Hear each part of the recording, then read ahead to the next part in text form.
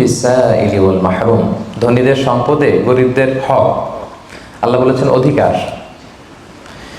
বলা যায় যে ওরা আমাকে দয়া দেখিয়েছে, যে গরিব ভাইটা আমার জাকাত নিয়ে গেল ও আমাকে দয়া করেছে, কারণ আমার জন্য জাকাত দেওয়া ফরজ। আমার জন্য জাকাত দেওয়া কি ফরজ? আমি আদায় করতে না পারলে জাহান্নামে যাব।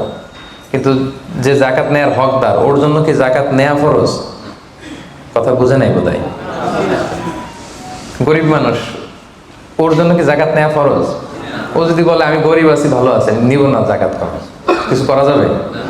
তো বরং ও আমার থেকে জাকাতটা নিয়ে আমাকে জাহান্নামের আগুন থেকে বাঁচালো, আমার ফরজ আদায়ের ক্ষেত্রে সহযোগিতা করে গেল। তো দয়াকে আমি করলাম না ও করলো? বলেন, দয়াকে আমি করলাম না সে করলো?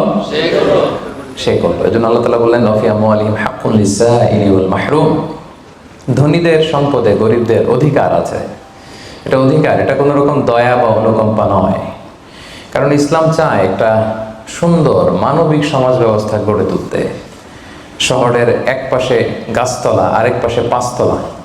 শহরের এক পাশে 5 স্টার 7 স্টার হোটেল, বৃত্ত, বৈভব, আনন্দ, উল্লাস, এন্টারটেইনমেন্টে মানুষ ফুর্তিতে মজে থাকবে। আর শহরের আরেক পাশে বস্তি, না খেয়ে মানুষ চিকিৎসার অভাবে ধুকে ধুকে মরবে। ইসলাম এটা চায় না।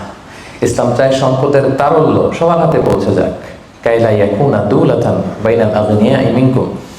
আল্লাহ বলেন সম্পদ যেন শুধু তোমাদের ধনীদের হাতে কুক্ষিগত না হয়, এজন্য আমি এই যাকাতের ব্যবস্থাপনা করেছি। ফলে সবার কাছে এই যাকাতের অর্থ কিন্তু পৌঁছে যাবে। তাহলে সম্মানিত ভাই এবং বোনেরা, আমরা বুঝলাম এই যাকাত কিন্তু যাদের উপর ফরজ হয়েছে এটা আপনাকে আদায় করতেই হবে, এখানে কোনো ছাড় নেই।